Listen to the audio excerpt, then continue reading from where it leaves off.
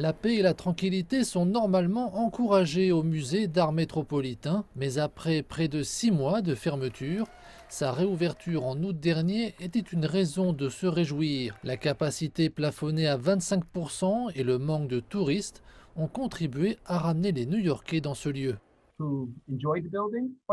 Les habitants qui aiment le bâtiment ou les gens qui n'ont jamais vraiment eu le temps ou peut-être pas l'intérêt de venir visiter cet endroit disent à quel point il est agréable de se trouver dans la galerie sans la foule.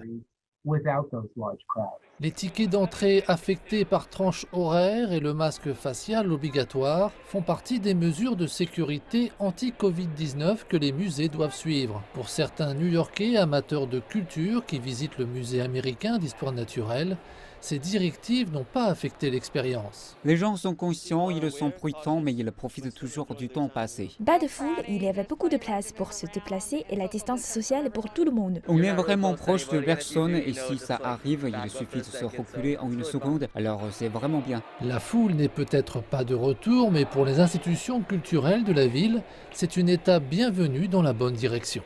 Le musée américain d'histoire naturelle reçoit en général chaque année plus ou moins 5 millions de visiteurs.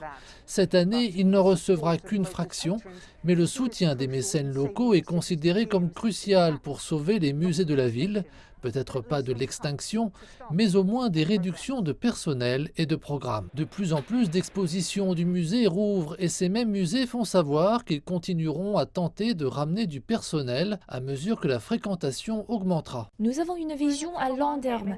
Je veux dire que le musée existe depuis 150 ans. Nous avons en fait été fermés pendant 6 mois, ce qui est la plus longue période de fermeture pour ce musée.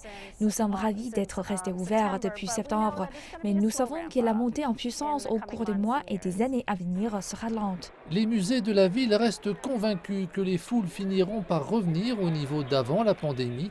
Quant aux clients locaux qui profitent actuellement du calme des expositions, ils devraient savourer ce moment tant qu'ils le peuvent.